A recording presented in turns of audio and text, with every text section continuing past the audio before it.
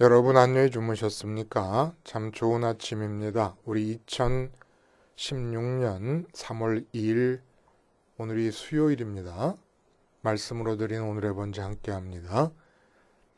룻기서 1장을 다시 보겠습니다. 룻기서 1장. 오늘은 특별히 12절부터 18절까지 말씀으로 같이 하겠습니다. 같이 읽어봅니다. 시작. 내 딸들아 되돌아가라. 나는 늙었으니 남편을 두지 못할지라. 가령 내가 소망이 있다고 말한다든지 오늘 밤에 남편을 두어 아들들을 낳는다 하더라도 너희가 어찌 그들이 자라기를 기다리겠으며 어찌 남편 없이 지내겠다고 결심하겠느냐. 내 딸들아 그렇지 아니하니라. 여호와의 손이 나를 치셨으므로 나는 너희로 말미암아 더욱 마음이 아프도다 하매 그들이 소리를 높여 다시 울더니 오르바는 그의 시어머니에게 입맞추되 룻은 그를 붙쫓았더라.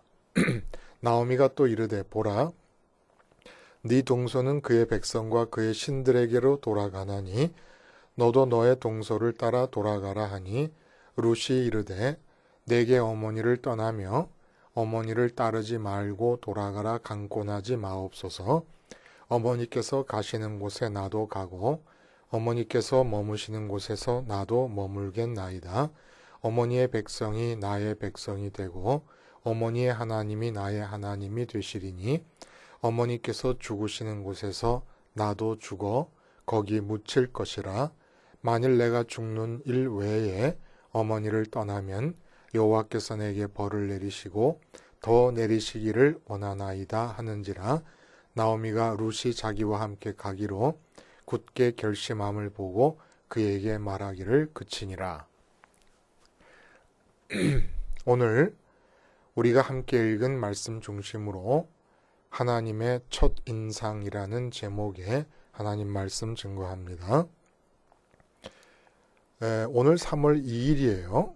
아마 특별한 경우가 아니라면 대한민국에 있는 전체 등급의 학교들이 초등학교부터 대학교까지 아마 오늘부터 새 학년을 시작하지 않겠는가 생각을 해봅니다. 선생님들에게 그 학생들에 대한 능력을 성적을 보고만 판단을 하라고 만약에 요구했다고 할 경우에 이제 오늘부터 공부를 시작하게 되면 학년 첫 번째 시험으로 1학기 중간고사를 보게 됩니다. 그럼 그 중간고사에서 점수가 아주 잘 나온 학생이 있고 점수가 못 나온 학생이 있겠지요. 그럴 경우에 이 첫 번째 시험에서 좋은 성적을 낸 학생들에 대한 이 첫 번째 인상이 그 선생님들이 아이들을 바라볼 때 큰 영향을 미친다는 겁니다. 그러니까 중간고사를 잘 보고 기말고사를 못 본 학생과 중간고사는 못 봤는데 기말고사를 잘 본 경우 선생님들의 반응이 어떻게 나타나느냐 하면 전자의 경우 중간고사를 잘 봤는데 기말고사를 못 본 학생에 대해서는 집안에 무슨 일이 있었나? 아니 뭐 이렇게 시험 준비를 하지 못할 피치 못할 사정이 있었나? 아니면 몸이 아팠나? 이래 생각을 한다는 겁니다. 근데 중간고사를 못 봐서 첫 번째 인상이 안 좋았던 학생이 기말고사를 잘 보게 되면 어떻게 되느냐? 혹시 컨닝한 거 아닐까? 이래 생각한다는 거예요. 예? 첫인상이라는 게 그렇게 중요한 것이죠. 근데 이 첫인상에서 이렇게 사람들이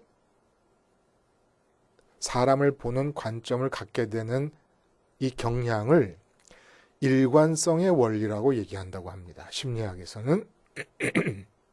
그러니까 첫인상을 갖게 되면 그 첫인상을 일관되게 유지하면서 그 대상을 바라보고 그 사람과의 관계에서 일어나는 일을 해석하려는 경향을 갖는다는 거예요.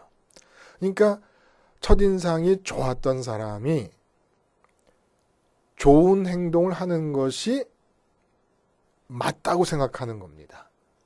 그냥 일관성 있게 생각을 하는 거예요. 근데 원래 좋지 않게 생각했던 사람은 좋지 않은 행동을 하는 것이 일관성에 들어맞아요. 그렇기 때문에 이 첫인상으로 인한 일관성의 원리에 입각해서 볼 때는 어떤 일이 벌어지냐면은 원래 좋게 여겼던 사람이 좋지 않은 행동을 하면은 아이 그럴 만한 이유가 있을 거야. 반드시 무슨 필요곡절이야. 너그러이 평가를 해요. 근데 원래 좋지 않았던 인상을 받은 사람이 좋은 행동을 하면 뭐라 그러겠습니까? 여러분 같으면. 아니 이거 도대체 무슨 꿍꿍이를 갖고 있는 거지? 무슨 꿍꿍이 속에 있어서 이렇게 좋게 행동을 할까? 이런다는 거예요. 요게 하나님에 대한 첫인상에도 그대로 작용을 합니다.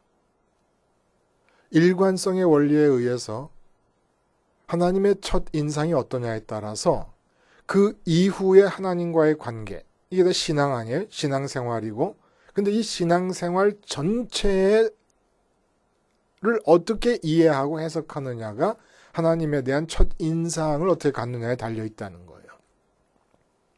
그리고 하나님의 첫인상이 어떤 것이냐에 따라 결국 나 자신이 선민이냐 선민이 아니냐라는 것도 우리 스스로도 알 수 있을 정도로 이게 중요하다는 얘기입니다.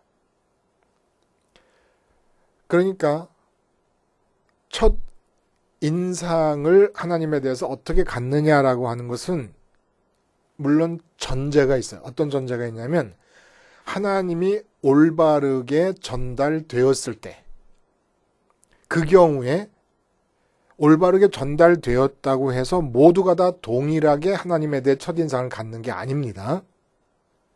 근데 많은 경우 하나님에 대해서 첫인상을 올바로 갖지 못하고 있는 것은 전하는 자들이 하나님을 올바르게 전하지 못했기 때문에 잘못된 첫인상을, 전혀 하나님은 그런 분이 아닌데 그런 분으로 착각하고 있는 첫인상을 갖게 되는 경우가 많이 있습니다.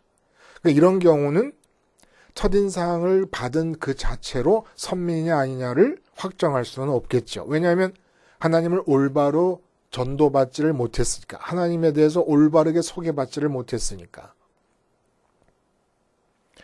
오늘 본문 이해하기 위해서 신명기 23장 3절의 말씀을 한번 제가 읽어봅니다.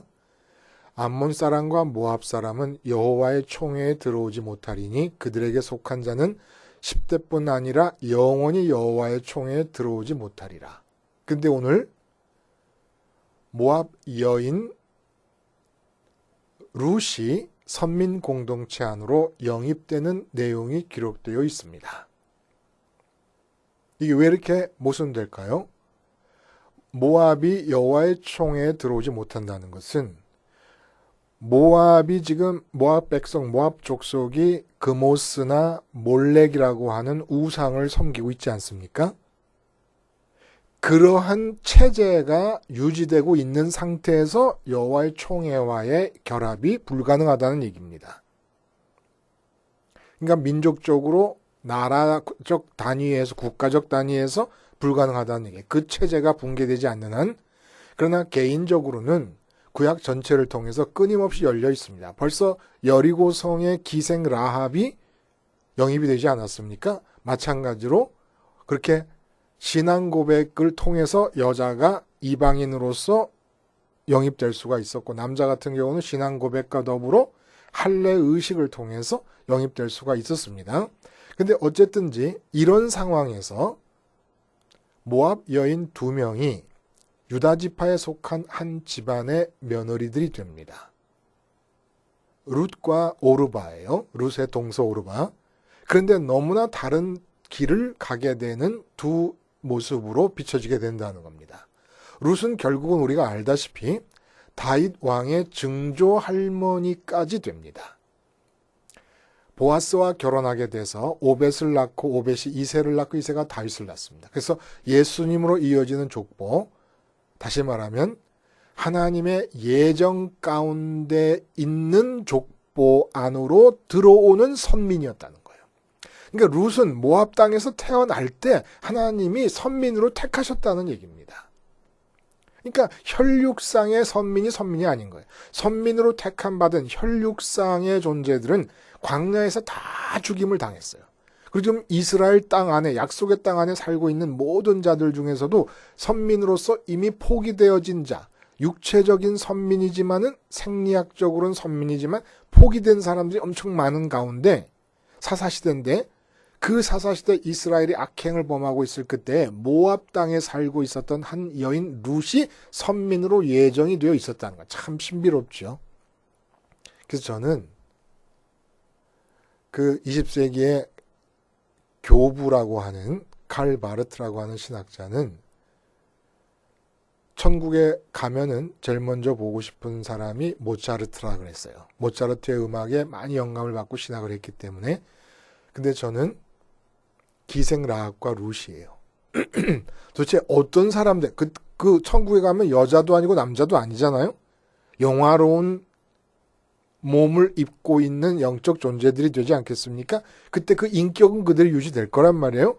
그때 그 기생의 몸을 입고 있었던 그 인격체, 룻이라고 하는 모압 여인의 몸을 입고 있었던 그 인격체를 만나보고 싶다 이겁니다.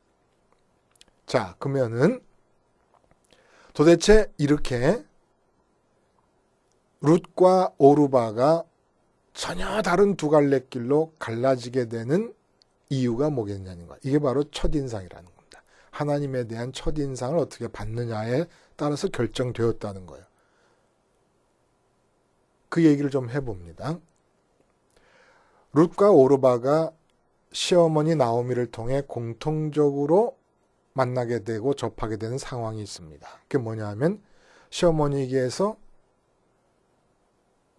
생사화복을 주관한다고 시어머니가 믿고 고백하는 여호와 하나님이 생사화복을 주관하시는 분이시니까 남편이 죽었다는 건 그 생사화복을 주관하시는 분이 뺏어가신 거 아니겠습니까? 남편을 뺏어가시고 또 두 아들을 모두 다 빼앗아가시고 그리고 시어머니에게 있던 모든 재물을 다 빼앗아 가십니다.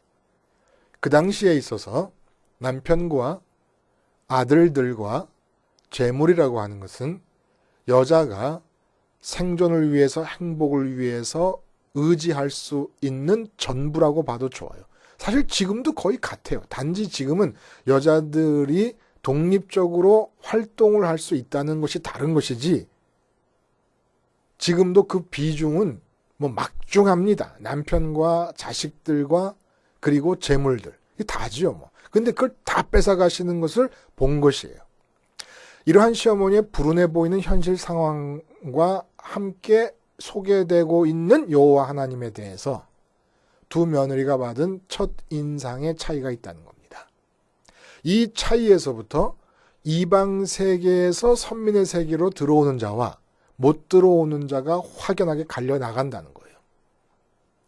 저주받은 모압 족속으로부터 선민의 세계로 들어오는 과정을 나오미와 룻의 관계를 통해서 아주 투명하게 소개를 합니다. 그리고 그건 그대로 우리에게 적용이 되는 거예요.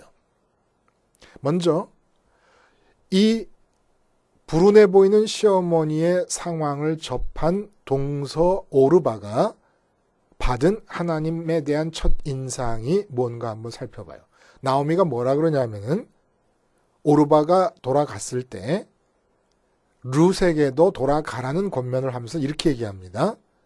네 동서는 그의 백성과 그의 신들에게로 돌아가나니 너도 너의 동서를 따라 돌아가라. 그러니까 신들이라는 것은 금오스와 몰렉 같은 우상 숭배를 말하는 것이고 그 백성이라는 것은 그런 우상을 숭배하는 백성들을 말하는 겁니다. 그들의 신들에게로 돌아갔다 그래요. 그 자기의 친정으로 돌아갔다, 자기의 고향집으로 돌아갔다 이렇게 얘기하지 않고 신들에게로 돌아갔다. 그러니까 이것이 뜻하는 바가 뭐예요? 이렇게 성경 말씀이 쓰여 있으면서 우리에게 암시해 주는 바가 뭡니까? 오르바가 하나님에 대해 받은 하나님이라는 신에 대해서 받은 첫 인상을 암시하고 있는 겁니다. 그게 뭐예요? 시어머니의 하나님 여호와는 오르바가 볼 때 불길합니다. 저주와 연관이 되어 있습니다.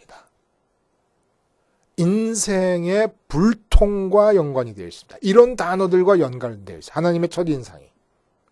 여자에게서 가장 소중한 모든 것을 다 앗아갈 수도 있는 분이라는 첫인상을 갖게 됩니다. 근데 자기 신들에게로 돌아갔다는 얘기는 오르바를 잘 이해하고 있는 나오미가 얘기한 거예요. 시어머니가 얘기한 거예요. 주변을 둘러싸고 있던 우상숭배의 특징이 뭡니까? 풍요와 다산의 추구예요.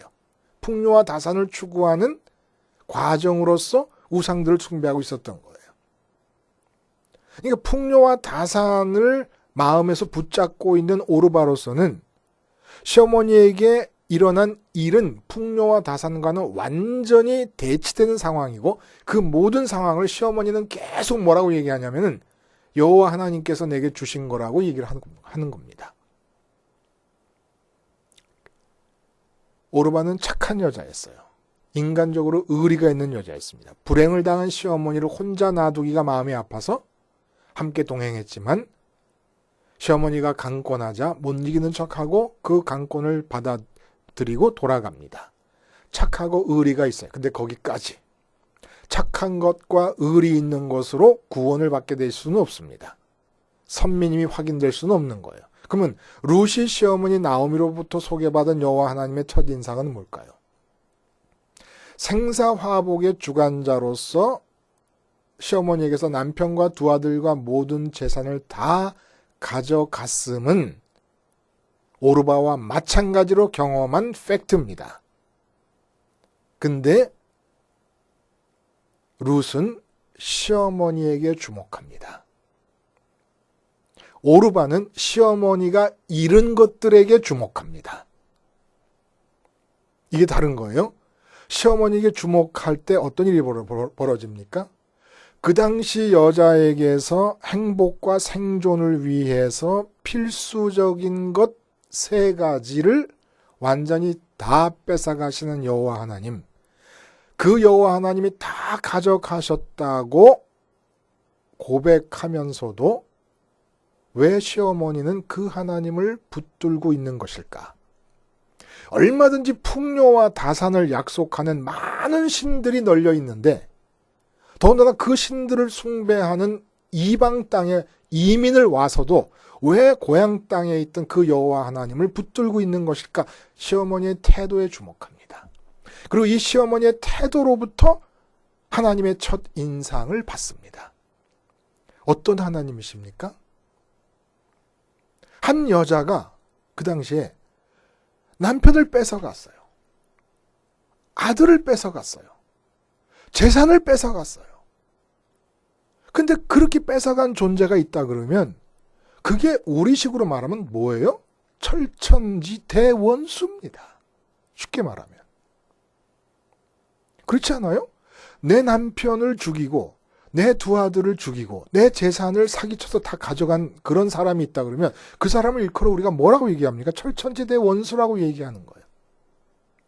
지금 하나님은 시어머니의 입에서 나오는 고백을 그대로 받아들이면 여호와가 나를 치셨다. 여호와가 나에게 고통을 주셨다. 여호와가 데리고 가셨다. 여호와가 재산을 다 없애게 하셨다. 없어지게 하셨다. 여호와를 놓지 못합니다. 여기서 나오미의 이 시어머니 나오미 마음속에서 머무는 하나님에 대해서 룻이 첫인상을 받습니다. 어떤 첫인상을 갖습니까?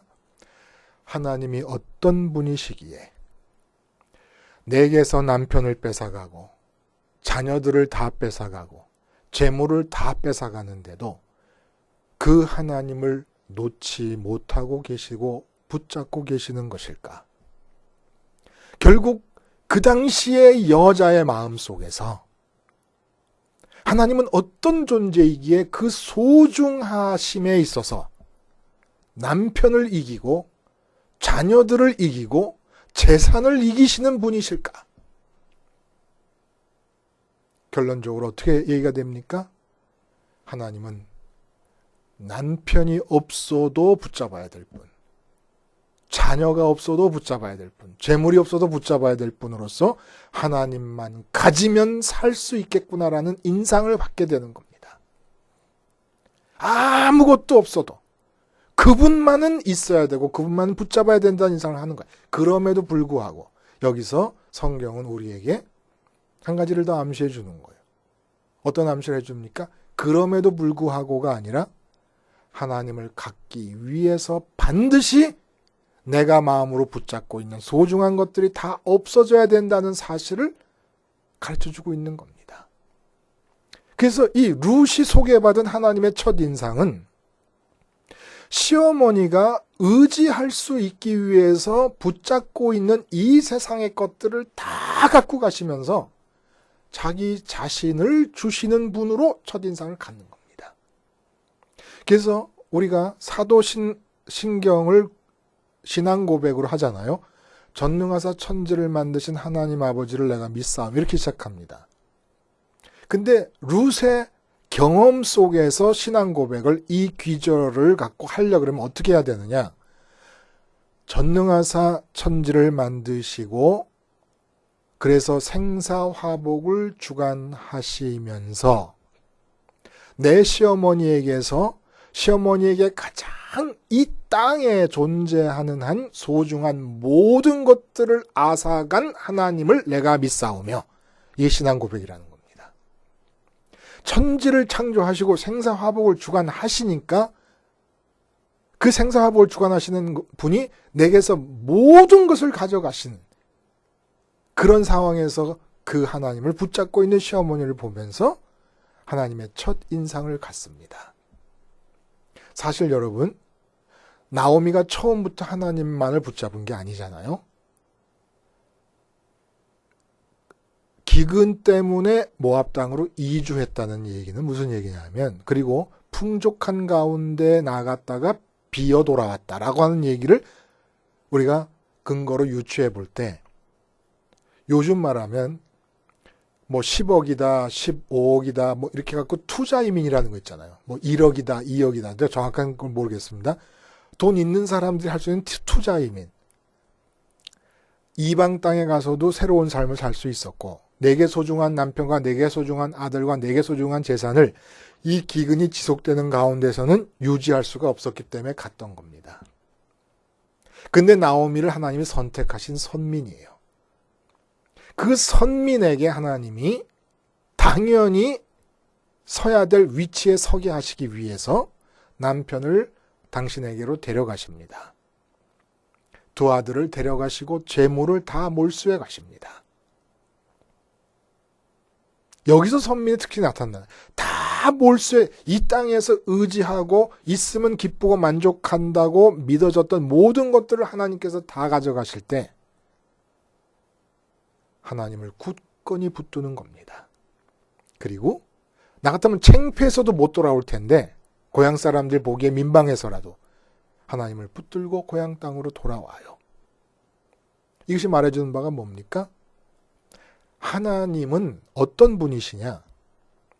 당신을 갖게 하시기 위해서 마음속에 당신을 만나기 전에 좋아하면서 의지하면서 갖고 있었던 모든 것을 다 뺏어가시는 분이십니다. 이게 하나님의 첫 인상이 되어야 돼요. 이렇게 하나님이 전달이 돼야 돼요. 전도를 한다 그러면 하나님이 이렇게 전달이 돼야 돼요. 하나님만을 갖게 하시기 위해서 당신이 갖고 있는 모든 좋은 것들을 다 뺏어가시는 하나님이십니다.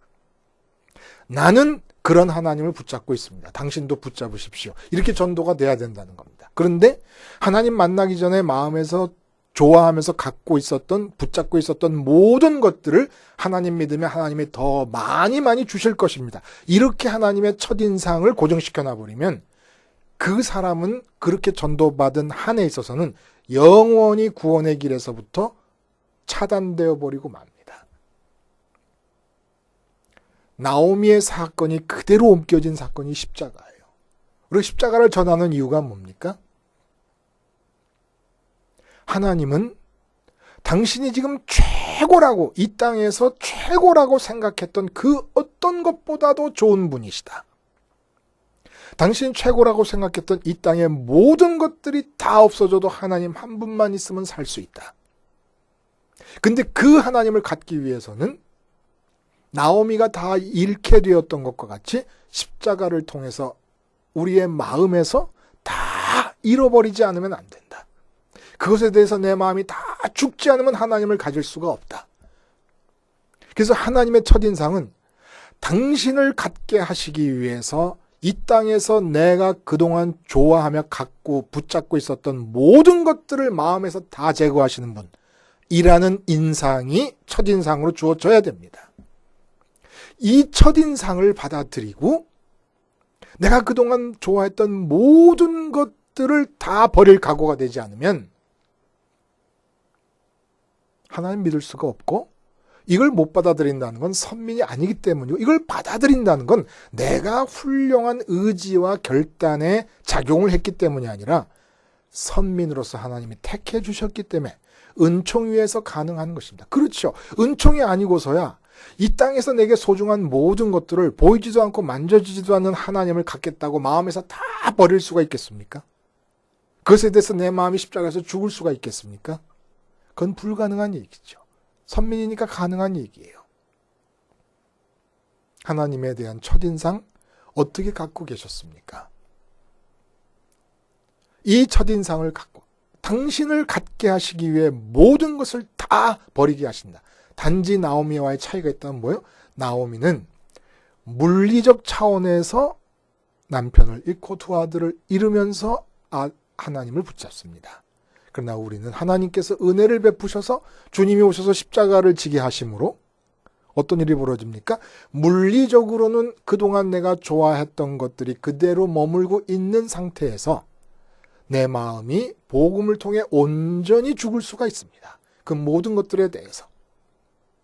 그리고 남편과 자식과 아내와 재물과 소중하게 여겼던 모든 것들이 그대로 있는 채로 십자가에서 죽을 때 그 소중한 모든 것들은 내가 좋아해서 갖는 소원과 의지와 뜻을 따라서가 아니라 내 안으로 들어오셔서 나의 전부가 되신 하나님의 뜻을 따라 관계 맺게 되고 쓰임을 받게 되고 할 것입니다. 하나님에 대한 첫인상, 하나님은 선민들에게 당신을 갖게 하시기 위해서 당신을 만나기 전에 좋아하며 마음에 붙잡고 있었던 그 어떤 것 하나도 시로라기까지도 남김없이 다 제거하시는 분이라는 첫 인상을 알고 하나님을 받아들이고 그 하나님을 갖기 위해서 십자가를 생활화할 수 있을 때 선민으로서의 복된 길이 우리 앞에 열리게 될 것입니다. 기도하시겠습니다.